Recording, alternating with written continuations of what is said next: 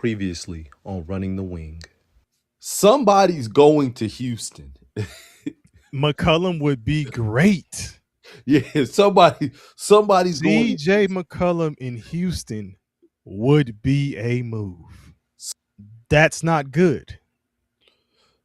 When your star player is essentially giving The liability. no offense. Yeah. But again, look at the NBA in its entirety. I could point to your squad. Does Luka play defense? I'm just saying, like, No, he is he a good defensive player? No, he doesn't. So he's a bigger player giving you the same thing that a Trae Young gives, which is mainly just his offense.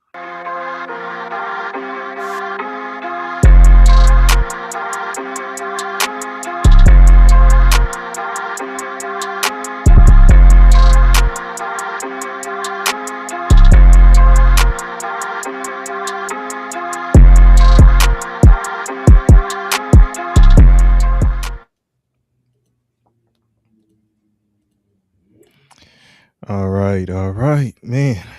Running the wing in the building again. It's your boy DP. It's your boy KP. Man, what's good with you? Man, I'm doing all right, man. I miss being on the show, man. Just balancing schedules, man. It's good to be back. It's good to be back. Record. What did we miss? A week or was it 2? Oh, we missed a couple. I think 2 weeks. Yeah, we missed 2 weeks. All right, man. We back in the building. We back at it. Absolutely. Life is life, and yeah,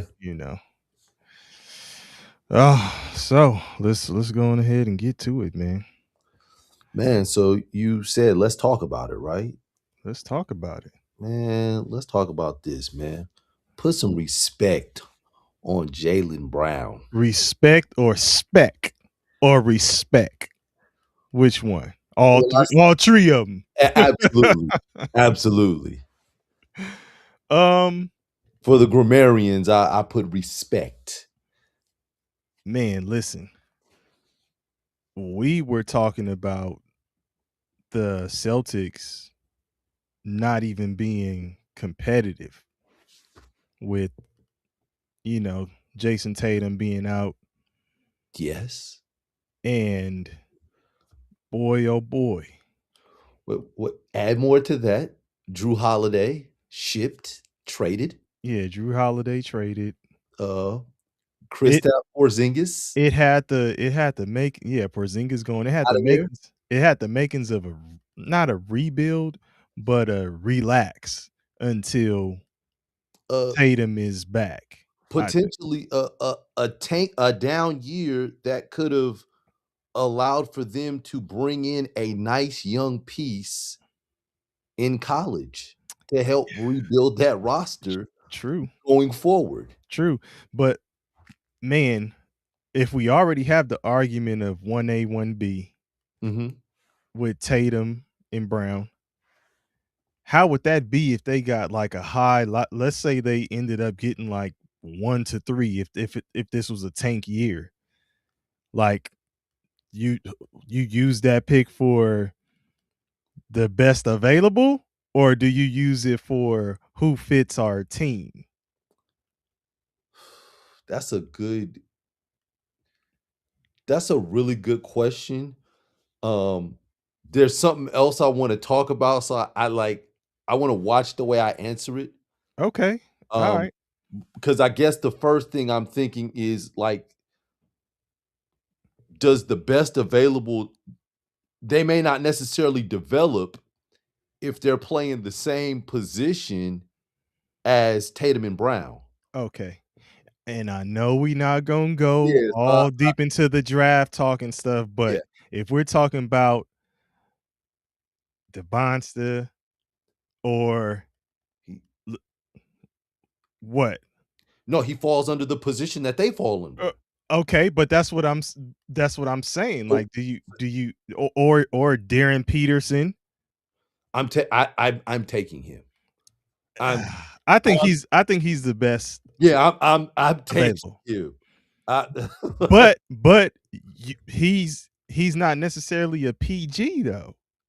We're gonna figure it out. Oh, okay. We gonna.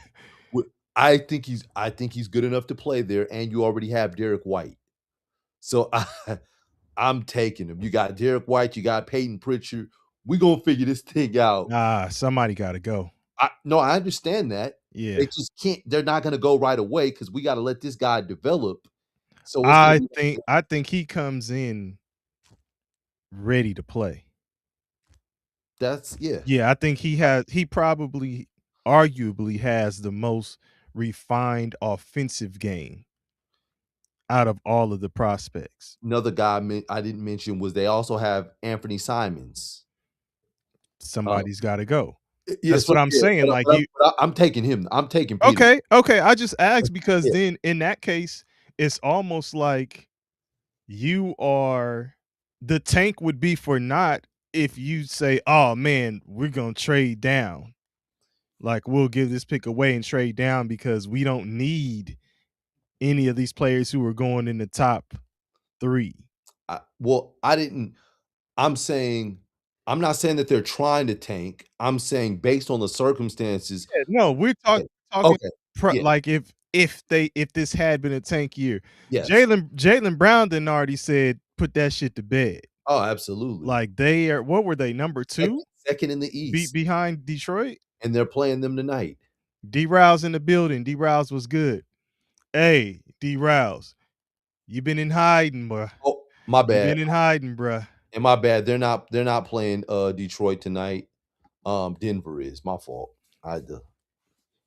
D-Rouse, I ain't seen you since the 49ers. 49ers got bumped. Since the 49ers was playing for something. Oh, L Bracket Productions in the building. All right. Well, we gonna listen. I ain't trying to catch contact, but we gonna kick it with you while you at that lounge, man. D. Rouse said best fit with them two on the team. You got to go big. Well, we'd have to look at the bigs that's available, and then if you but that's what I'm saying. D. Rouse, if you say just go best available, you're gonna take a big, but that big isn't necessarily a 1 through 3 talent, right? And you pass on, let's say in this case, we were saying Darren Peterson, and then he goes on to have like a ridiculous career. I'm not passing on him. I am not passing on him. Okay, well, he's can't miss. But I mean, we kind of going off and talking about the prospects. Let's get back to putting respect on Jaylen Brown's name. Yeah, okay. So my thing with Jaylen Brown. Okay. In 2023, it was the memes about and the jokes about him not being able to go left. He had messed up his left hand, and he was. It was Caleb Martin that was noticeably forcing him left in that series against the Miami Heat, in which the Miami Heat, I believe, beat. Did the Miami Heat beat him last year? No. In 2023. Butler's last year. Yes, I think it was 2 years ago. No, Butler's last year was last year. It was 2 years ago. Well, anyhow, they played in 2023. He was a meme. He was a joke. He couldn't go left. Only to come back in 2024, Boston win the championship. Him being the MVP of the finals MVP, only to then be snubbed by USA Basketball, and they take 3 players from his championship team, him not being one of them. And it just seemed like him constantly being, second fiddle to Jason Tatum. So now you have a situation where Jason Tatum goes out. The franchise, Brown becomes the face of the franchise. You lose one of my favorite Celtics in Luke Kornet. Had to throw it in. Shout out to Luke Kornet. You lose Porzingis, who was effective with the Spurs. You lose Horford. Mm-hmm. You lose, a lot of your core pieces. You get some new pieces in there, and all they do is win, win, win, no matter what. This man is averaging almost 30 Jaylen points. Brown, Yeah, 29.6 yeah. points, 6.8 rebounds, 4.9 assists. And he's shooting like 48% from the field. So you might as well say 37 and 5, Yeah, basically. and he's shooting like close to 50, almost 50%.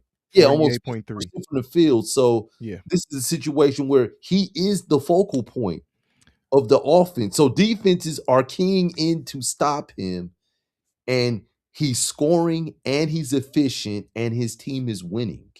Yeah. So Yeah. yeah, I mean, he's cooking, man. He's cooking. And I was telling you earlier that I saw footage of Jason Tatum working out, going through drills, and he looks, like he's gearing up. Yeah. I'm sure he is, crazy injury, but the regimen that they put these players on and the rehab and all that stuff, it just turns over quicker than it used to, and even that injury, an Achilles tear, back in the day was a career ending, not Absolutely. just a season ending. Yeah. But anyway, he looked like he's gearing up, like, it could be a late season push for him to come back.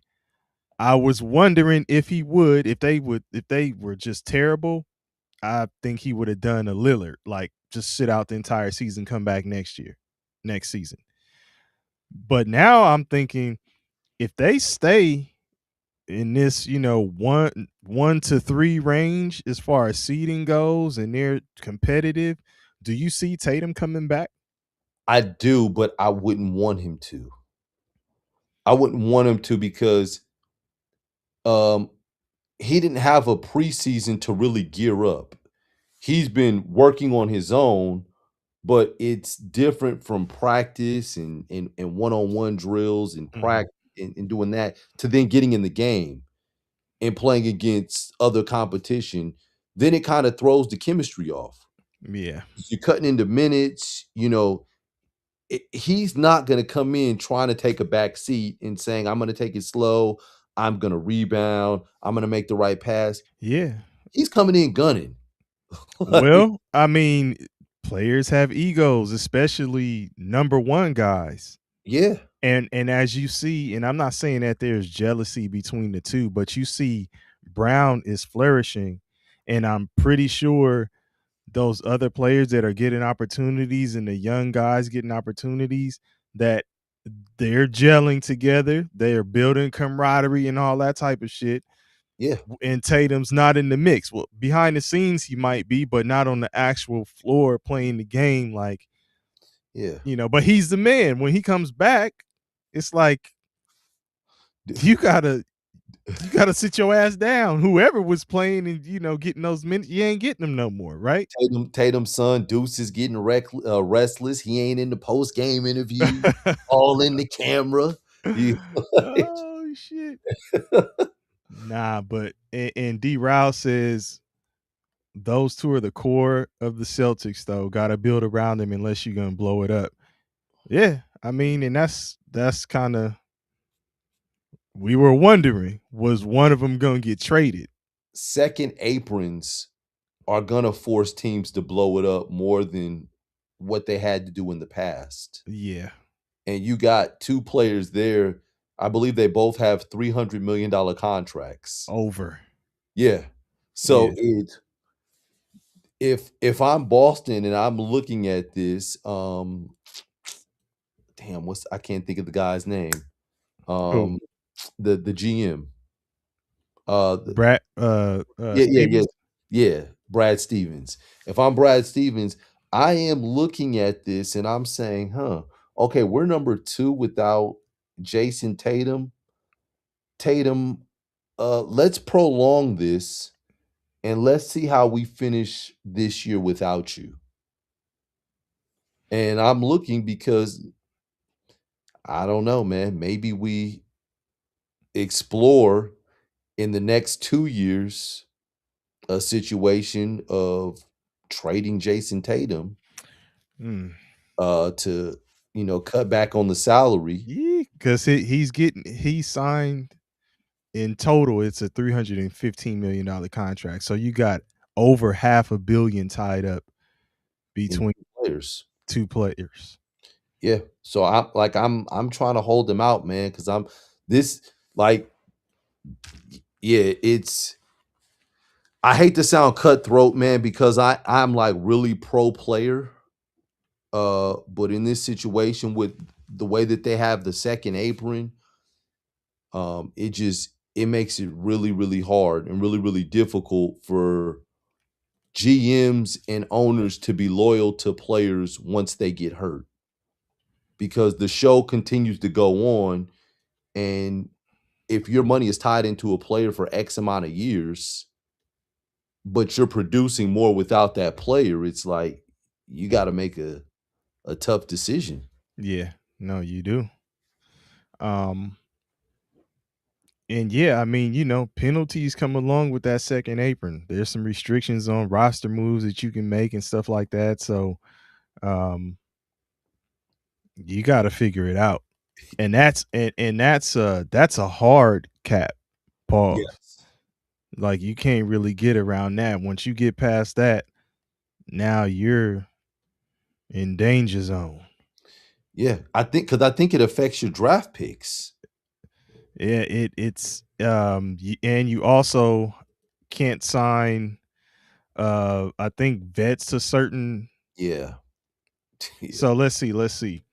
That was a Salary cap is projected to be 154.6 million, and a luxury tax is projected to be 187.9 million, and this is for the 2025 season. This was the projection. Yeah. And that was according to ESPN. So the first apron is set for, which the first apron is a hard cap that's above the luxury tax line. So in this case, the luxury tax line I just said was 187.9 in millions. Yeah. So the first apron is set for 195.9 million. Which you can go over the first apron. You just got to pay the luxury tax. Well, I mean, once you go over that, signing trades aren't permitted if the player is acquired. Yeah. It keeps the team, if the player acquired, keeps the team above the apron. So once you make the moves, you can't do a sign and trade if the new player you're trying to bring in is still going to keep you above the apron. So yeah, a situation like, let's say LeBron goes free agency in the off season, and instead of just letting him walk, the Lakers want to do a sign and trade to whatever team he's going to. If they're over the first apron, they can't do that. Can't do it. Yeah. Can't do it. Makes sense. Okay. And you cannot sign players who were waived during the regular season if their salary was above 12.2 million mid-level exception. See, that's where that stuff comes in with the mid-level exception. Yeah. So you got a situation like, let's say a Russell Westbrook gets axed from Sacramento. He's over 12.9 million a year. Can't sign him. Yep. You're over that first. Okay. Yep. You can't. Okay. And then salary matching in trades has to be within 110% instead of 125% of the teams in good standing get. So wow. yeah. Yeah. Okay. Dang. So you can't even move and shake with the salary matching. Hard. It becomes hard to trade for stars. It does. It does. Like, and even with that, like, so like, let's take the Rockets, for instance. They were in a tricky situation. You keep saying they need a point guard, right? Mm-hmm. But you have Van Vliet, who got injured. Yes. I think he's making 25 million. Mm-hmm. Right? So then you use the disabled player exception. So which is half his salary now, right? Half of his salary. So you're looking at 12.5, right? Yeah. Mm-hmm. But if you're trying to bring somebody in, it has to be for that 12.5. they're already close to the first apron. Ooh. Right? Yeah. So you'd have to see if the 12.5 takes you above the first. What if it takes you above the first apron? Ooh. You got to cut somebody. Yeah. Got to release some. You know what I mean? Or you got to trade somebody. Something. Like you can't just. So that exception doesn't allow you to just bring a player over. It doesn't add an extra roster spot. It just gives you maneuverability because you have an injured player. Which makes me wonder more and more why the Rockets wouldn't have went after Russell Westbrook in the offseason. Was that a Kevin Durant thing? Like, no. I don't know. I don't know. Because he's under salary. He might be playing for $1 million this year. Yeah. Which is a steal for Yeah, whoever has him. Man, Russell Westbrook is still effective. He is. It's still. He's durable. Yes. Like, he plays hard. Like Yes. Yeah. There's not a player in the NBA that plays harder than him. Yeah, and while we saying put some respect on Jaylen Brown's name, like, yeah, put some respect on Russell Westbrook. Like, yeah, I mean, and we were even saying stuff before about, man, how would it be playing with Russell Westbrook when he's your point and be frustrating. It'd be frustrating. I don't know if it would be now, man. Like no. I'm talking about early Russell. Yeah, in the early days when Russell's going for 30. Yeah, that's what I'm saying. Like, if you're one of those dudes, like, give me the rock, give me the rock. Come on, Russell. Yeah. One more time. So one more time, baby. But he's a walking triple double. Like, so you gotta look at players like that with longevity like that, still doing it at a high level. It's crazy to see when they're out on the market, just nobody wants to pick them up. And the thing with Russell Westbrook is he has shown a level of how would I say, like, humility. Yes. From a former MVP. Yeah. And he is willing to come off the bench. Yes. He's willing to be a team player.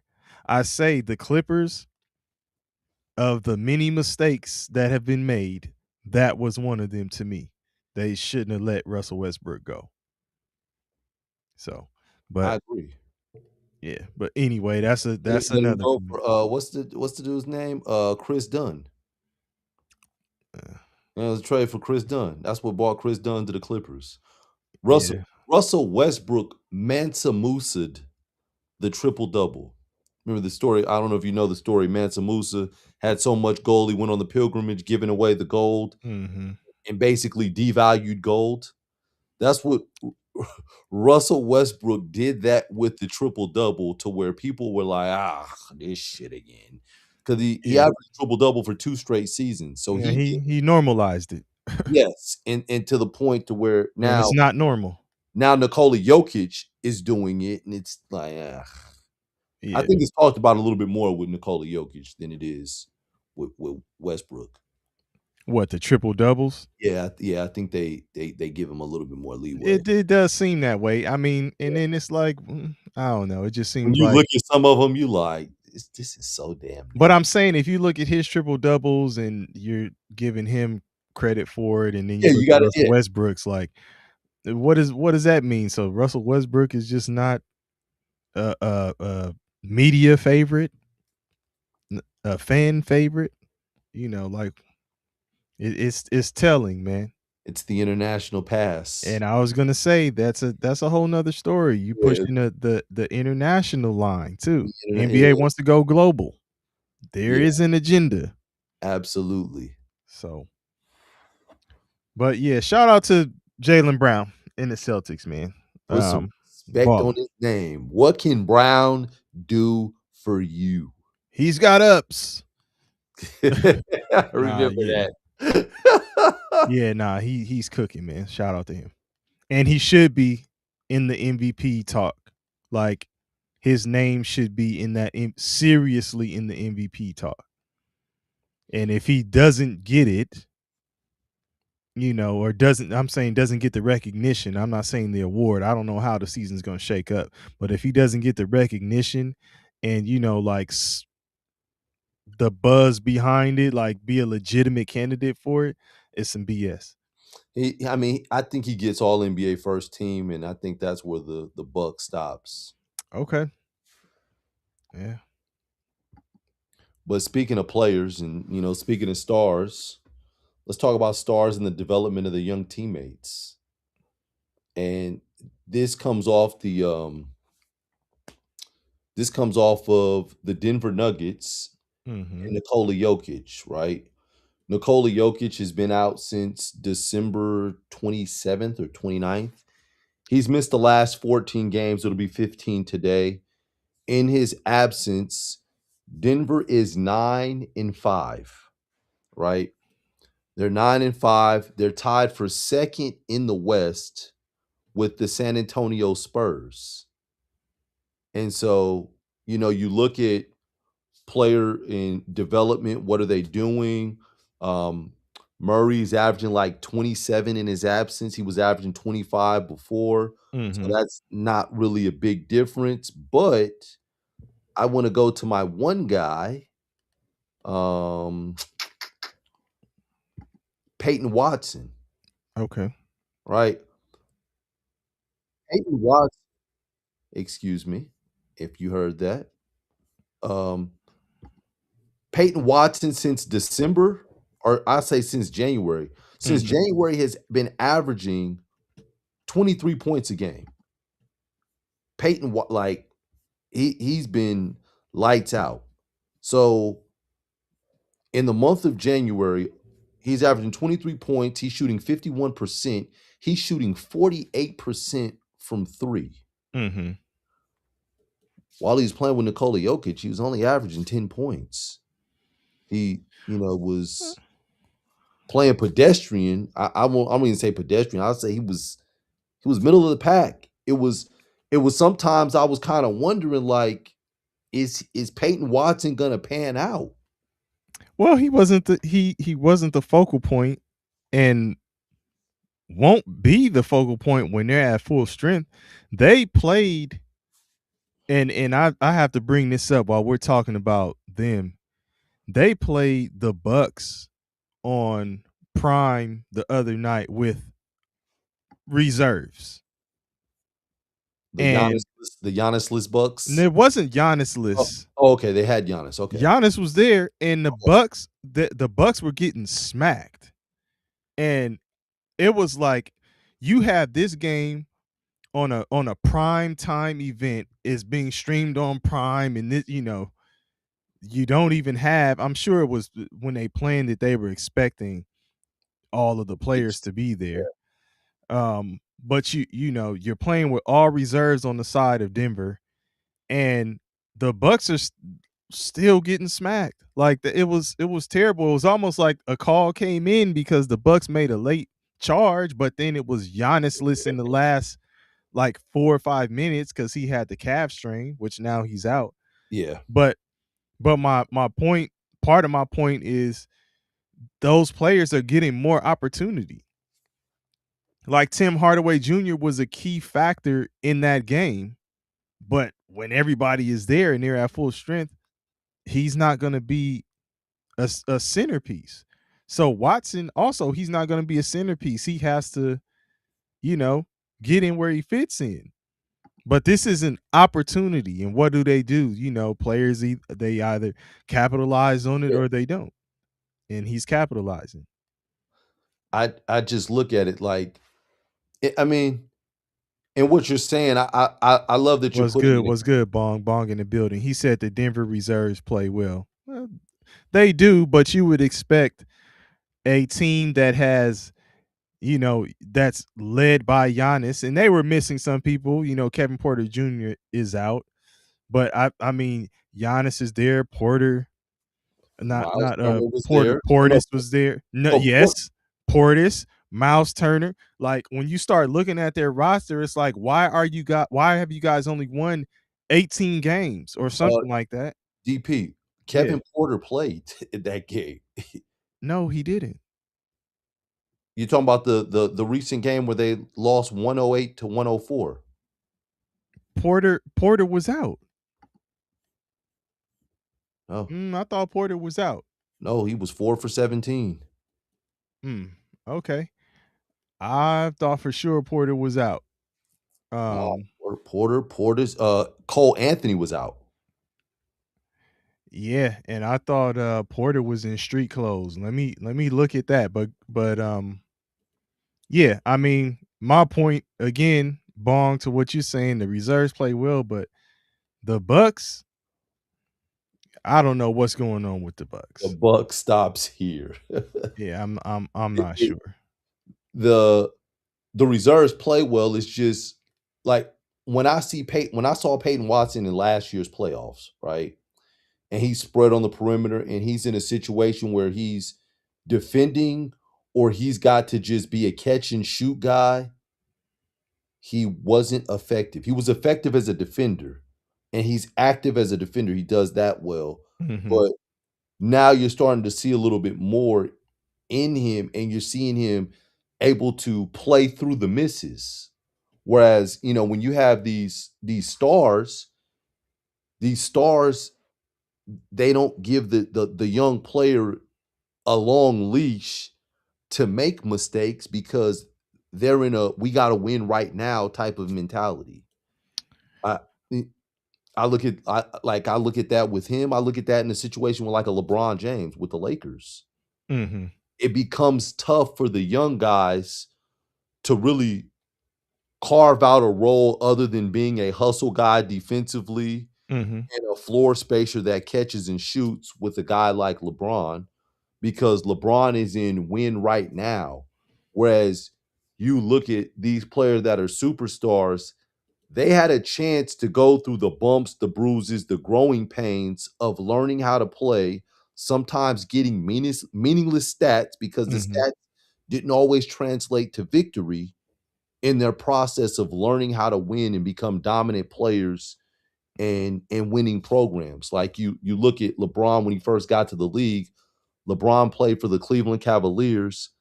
They had a franchise player in Ricky Davis. And right before the trade deadline, they got Ricky Davis ass up out of there so that LeBron James' growth wasn't stifled and he was able to turn in who he is right now.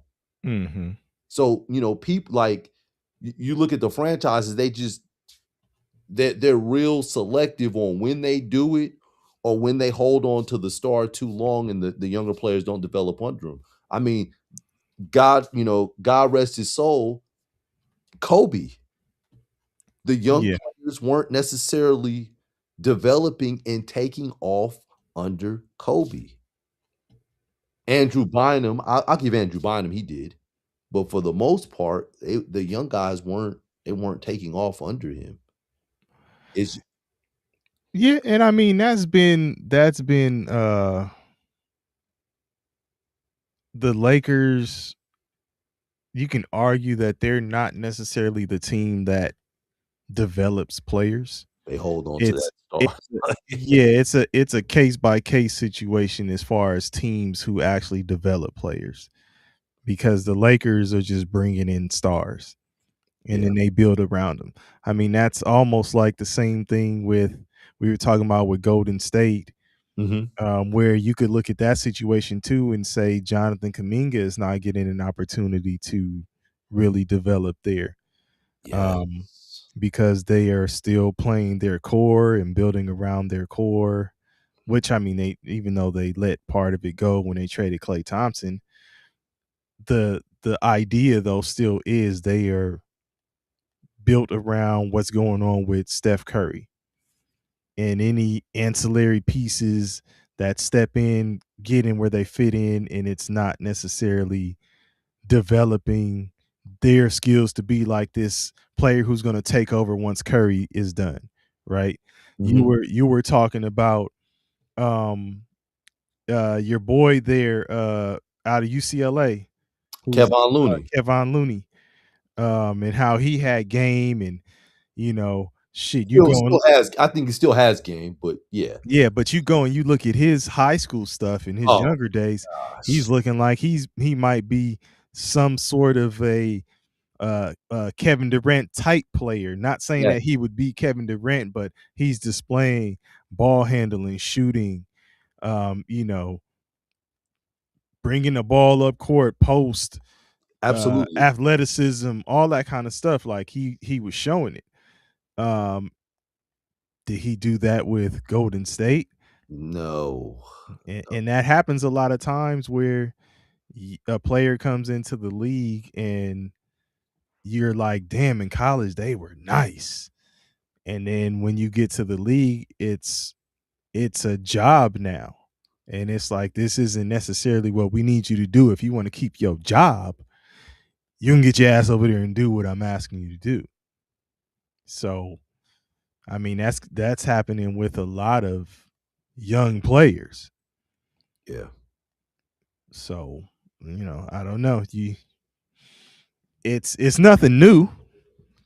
It isn't. It isn't. It's just the NBA kind of picks and chooses though when they want to, I guess in a sense, say goodbye to the star to where the star doesn't have any more power, a la Russell Westbrook.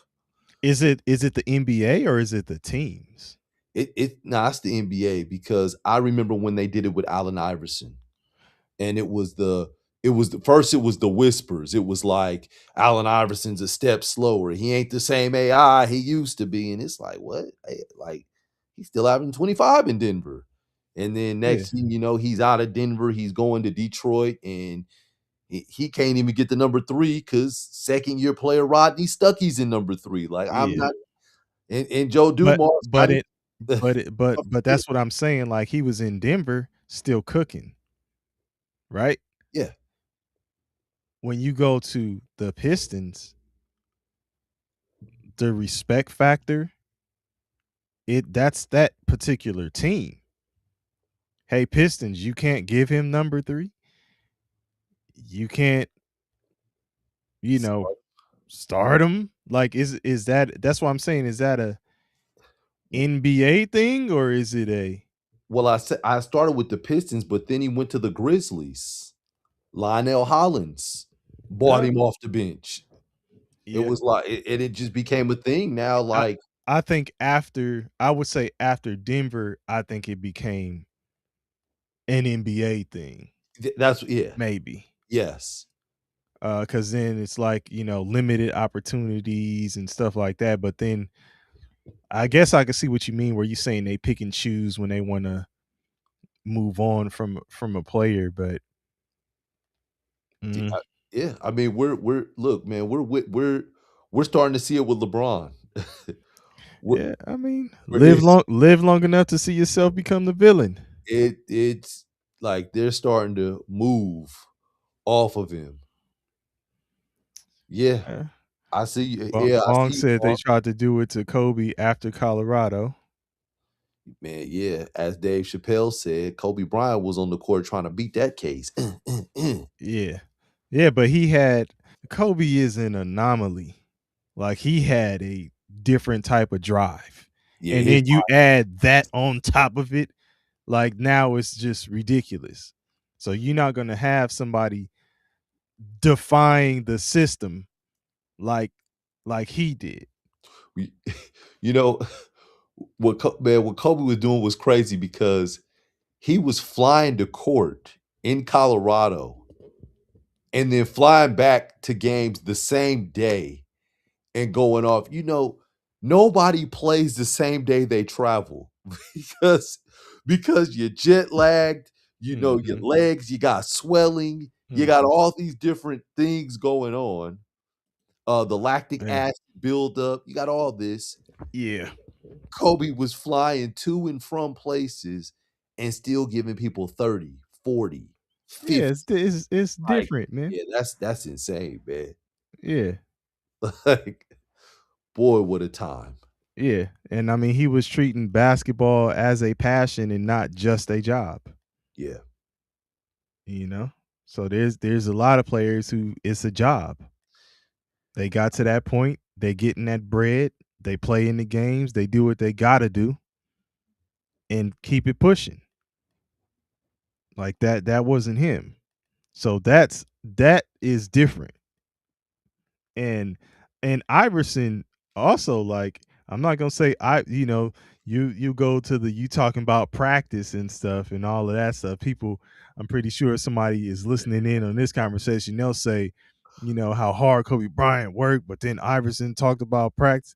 Well, Iverson went hard when he played, Oh, he like did. 1,000%. Didn't Right. take games off, man. Right. So he's also different. He was different. Was devoted. I mean, my man was on the sideline one game like, "Look, I ain't got time to get the hair braided somewhere else. I'm gonna do this shit now." Fix it. Fix it. Get this done. I'm trying to Come get in and this braid game. my hair. Braid my hair. Go on and braid my hair. Oh, you done flipped it. No, that was a different song, man. No, that's what I know. I said, yeah, you flipped it. Nah, but Scotty boy in the building, man. what's good, Scotty boy? What's good? What's good? L Brackett must start He's snoozing. puffing on live. Yeah, he's snoozing now, man. He's L on cloud Brackett nine said, for "Man, real. I'm in the midst of all these clouds." Scotty boy said, "What we talking about?" We're talking about the development of stars. Stars and the development of young teammates. So like Kevin KP gave the example of Giannis. I'm not Giannis, but Jokic And what with the Peyton young players Watkins. are doing right now in his absence, like a Peyton Watson and some of those young guys. Yeah, It was the thing with Trae Young. Trae Young's injury essentially got him traded. man. And I was when we were talking earlier, I said, man, oh man.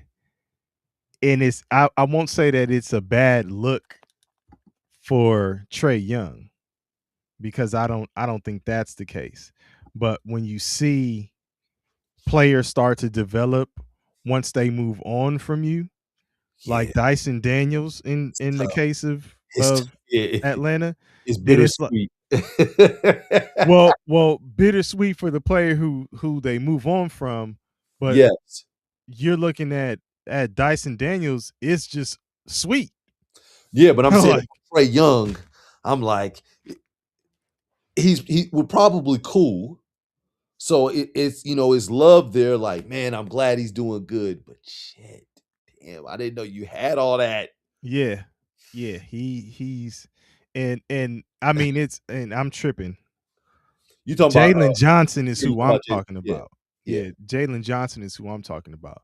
Who now everybody is saying, I didn't know you had that in your bag, and basically saying he is a walking triple double, or triple double waiting to happen.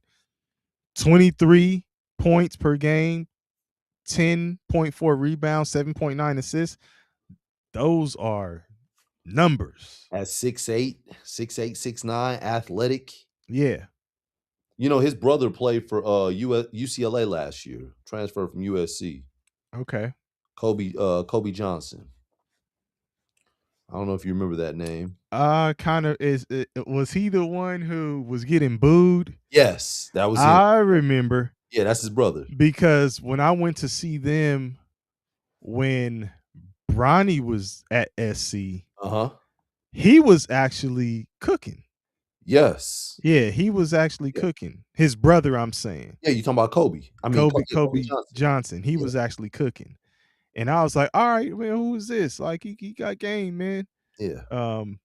But I did see when he left, they were booing his ass. Oh, yeah, they were. Yeah. I mean, shit, you go to the crosstown rival, so what do you expect? Yeah. No respect. And Scotty Boy said development still exists in the NBA. Hey, I would Scotty say Boy. yes. I was certain teams. certain teams. Yeah. Cade Cunningham in Detroit developed. And I think they gave Cade Cunningham a chance to spread his wings. And that's what I was gonna say. I was gonna say that he was already nice. That was the perk of not having a superstar on the roster and having a bunch of young guys and you guys taking your lumps early, but you learning how to play and continuing to get better. Well, that's a good example. That's a good example of that. Yeah. So you got him, you got a lot of young guys. You got Jalen Duren, you got Asar Thompson. They got a nice young core. Yeah. But unfortunately, it comes with taking lumps. And sometimes that coach that you started with may not be the coach that's there when you finally start to see it through and you start to turn a corner and start winning games. Yeah, for sure. So, I mean, yeah, that's that's kind of the ups and downs. Like another one, Paulo Banchero. Paulo Banchero came in. There was really nobody in Orlando, and he was able to play through it and turn a corner. You see it with Cooper Flagg. Absolutely. In Dallas. I mean, they have guys, but they're not playing. Kyrie's out. Yeah, Kyrie is out. AD is out. Yeah. So he's getting an opportunity to play and develop. And I mean, you saw from the beginning of the season when we were talking about, okay, Jason Kidd has him out there running point. Yes. And we were like, well, shoot, it's tough because that's not what he does. But in the long run, he'd be better for it. And even though it was short-lived, I bet he saw the game differently. And it probably made him adjust to the speed of it faster, quicker than he would have, just running the wing. No pun intended, but way to plug that in there. Way to plug it running the wing in the building, y'all. But yeah, no, but that's another example. But I mean, a lot of these teams, if you look at OKC, when SGA went there, were you saying SGA was a superstar or a star? No, but we said this, that he had the luxury of playing with Chris Paul. Right. Who does a really good job of developing young players. Like you look at a David West with Chris Paul, how he looked. Yeah. You look at how Tyson Chandler looked with Chris Paul.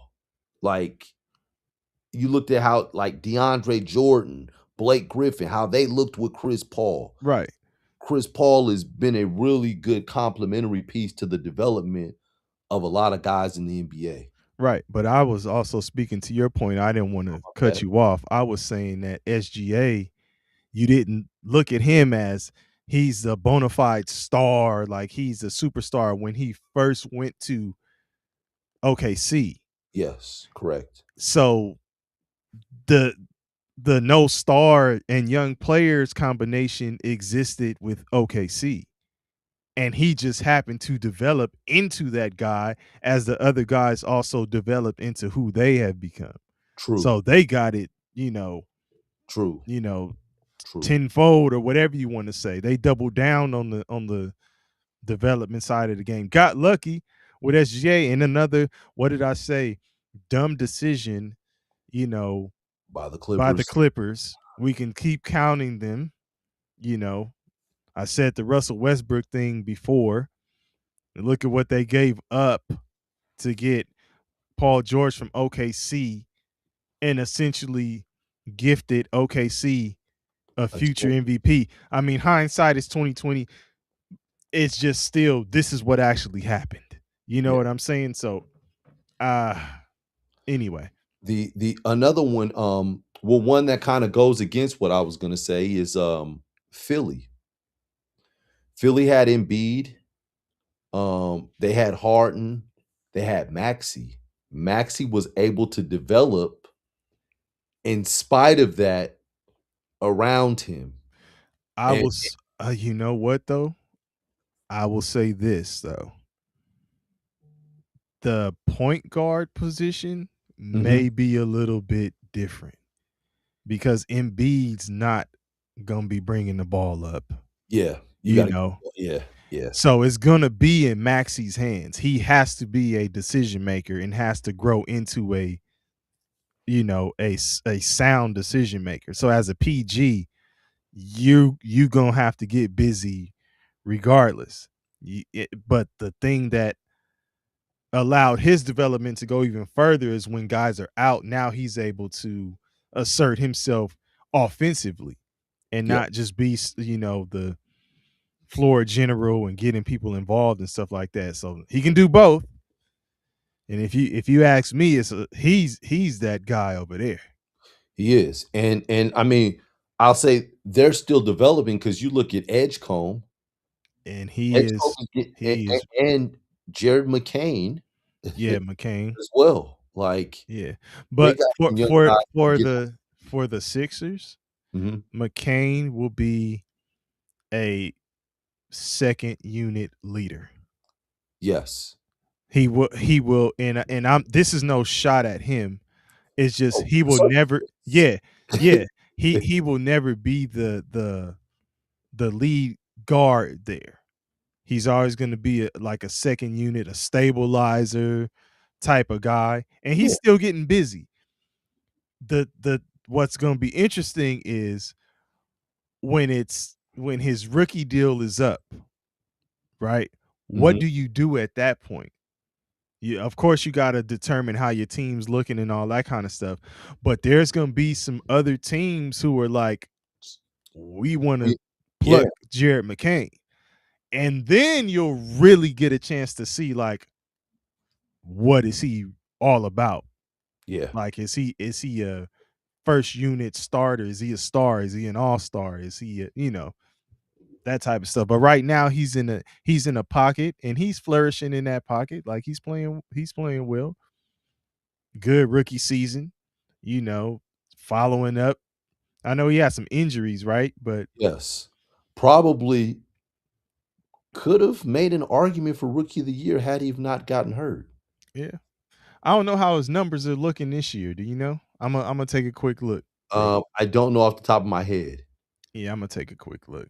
Another team like with development, you look at like the San Antonio Spurs, a young team, they're taking their lumps, but the last 2 seasons they've produced rookie of the years. Yeah, man. And Wemby, who is on the verge of being a superstar. Yeah. And Stephon Castle, who was also the beneficiary of the tutelage of Chris Paul. I think that's understated, man. It is, man. It is. McCain's averaging 6.4 points, 1.6 assists, 2.2 rebounds. I don't know how many games he's played. Okay. It's just showing me his gotcha. His season averages. Let me go over here and take a look. That preseason makes a difference, man. Not playing in the preseason, missing a summer. Yeah. No, that's true. That's true. Let's see. So he has played. Oh, this ain't telling me either. Anyway, let's go on. I don't want to spend too much time trying to figure out what he's got going on. Man, and last but not least, man, it was some history made. College basketball. 3 freshmen on Saturday scored at least 40 points on the same day. Okay. First time in NCAA history that this happened. You had AJ DeBonsta with 43 points against and that he plays for BYU. That was against Utah. Mm-hmm. Kingston Fleming, and that was a win, by the way. Kingston Flemings, who had 42 points. He plays for Houston, and they played against Texas Tech. They lost to Texas Tech. And then you had Keaton Wagler that plays for Illinois. He had 46 points in a win over the number 4 ranked Purdue Boilermakers. But yeah, first time in college history that you had 3 freshmen on the same day go for 40 or more points. Okay. And you had 5 freshmen. You actually had 2 other freshmen go for over 30 points. You had Cameron Boozer go for 30, and I can't remember the last guy. But shout out to them. My bad. I can't remember the last guy. You was putting respect on people's names, and look at how you doing here, man. Last guy. Damn.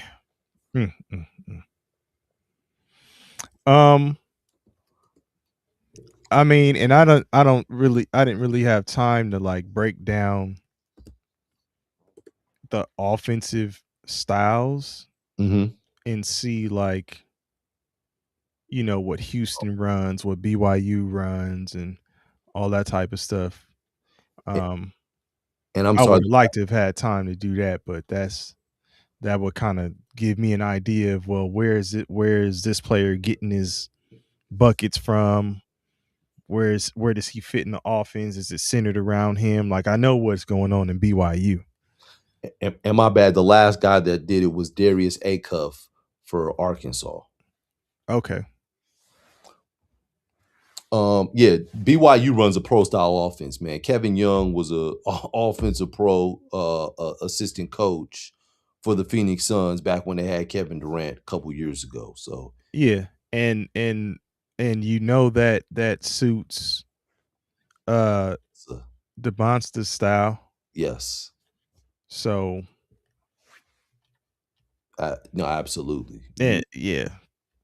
But Houston, I know Houston stresses defense. Absolutely. So it's kind of like, you know, forcing turnovers, pushing the pace and stuff like that. So, you know, if you cooking and you're running, I could see somebody running up the numbers there. What was the other school? The third. That's still impressive though, like 40, dropping 40. And these are all true freshmen? Yeah, these are all true freshmen. So Devonta, what did I say? Damn, I gotta go back and look at it now. I'm over here tripping. Keaton Wagner for Illinois. Okay. That was on the road against number 4 ranked Purdue. That's a hard place to play, Purdue. And so for him to do that, man, yeah, that was pretty damn impressive. He's had a solid season this year, but not even a solid. He's had a good season. He's averaging like 17.7 a game. Keaton Wagler. So, you know, all 3 of these guys, they'll all be in the NBA next year. This year, excuse me. They'll all be in the NBA this time next season. Okay. Don't see them going back to school. But yeah, nonetheless, pretty interesting that they were able to do that.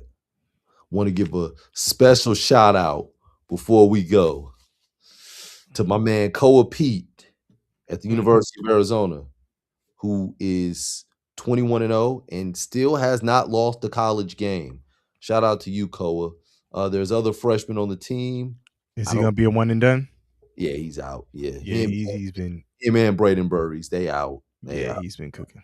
And you know, Bryce James, who's on the University of Arizona, you're redshirting, but has still not experienced what it's like to lose a college game or being a losing locker room in college. Shout out to you. It was a close game last night, man. They escaped. They only won by 3 against BYU. You know, referees, they tried to give it away, man. They kept it close. I think Arizona was up by 8 or 9 with a minute left. And yeah, at BYU, and BYU came back, had a chance to win. And yeah, Arizona prevailed. Okay. Man, before we get out of here,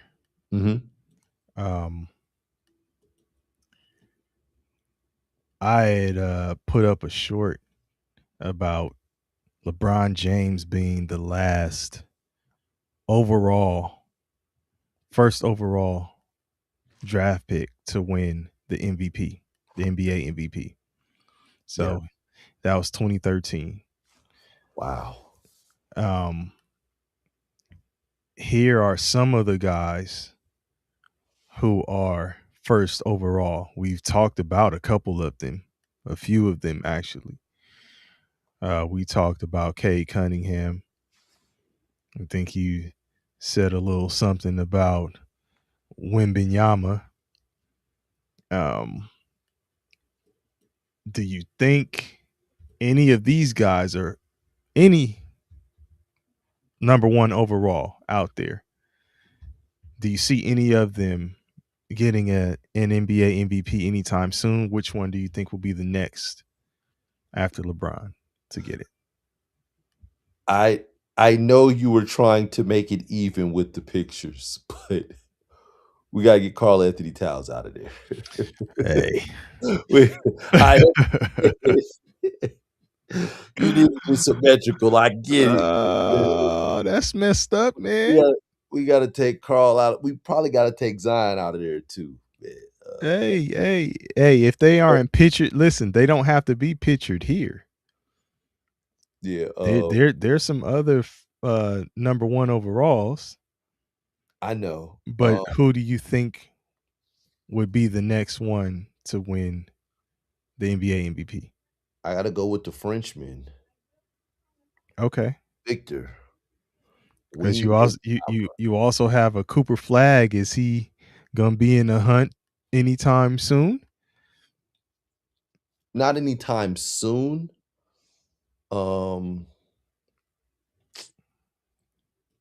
Yeah, I can't see him winning the MVP. No. Okay.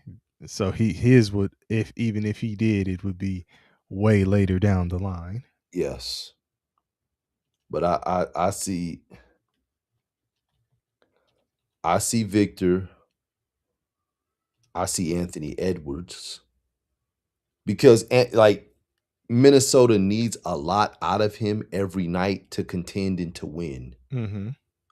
So I could see them two being in that position. I don't see it with Banchero. I could see Banchero at some point being all NBA first team. I could see Cade Cunningham at some point being all NBA first team, but I can't see them winning the MVP. Okay.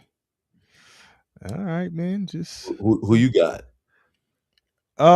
It'll probably be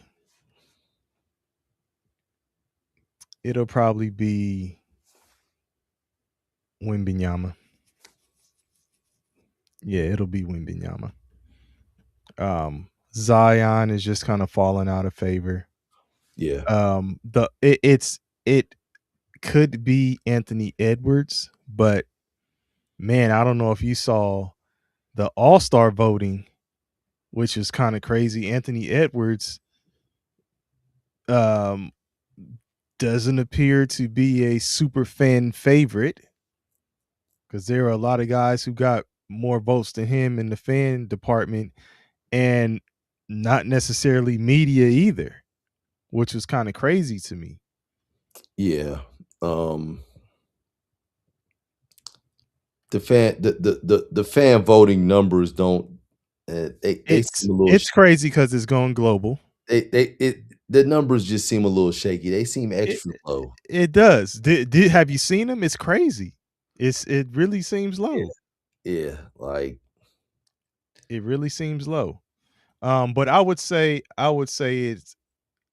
I'd put my money on those two. Yeah. Yeah, Anthony Edwards and Victor Wembanyama. Cade Cunningham won't. I don't think they'll give him enough love, show him enough love for him to get an MVP. Which, yeah, he's not in the right market. That's kind of what I was thinking as well.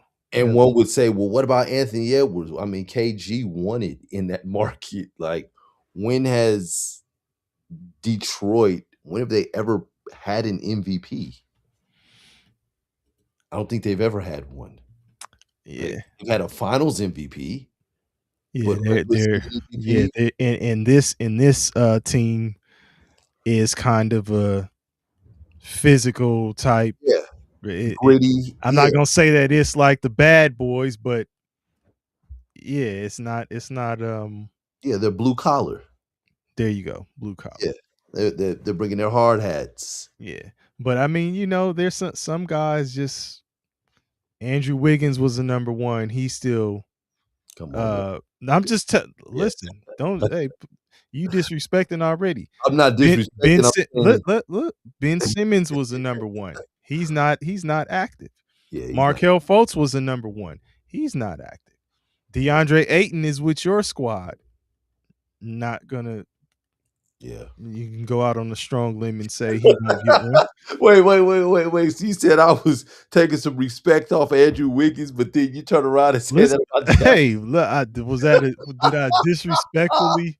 did I disrespectfully make my point?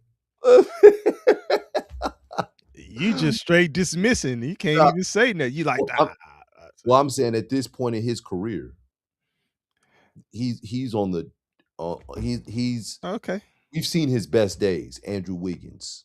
No disrespect to him. Okay.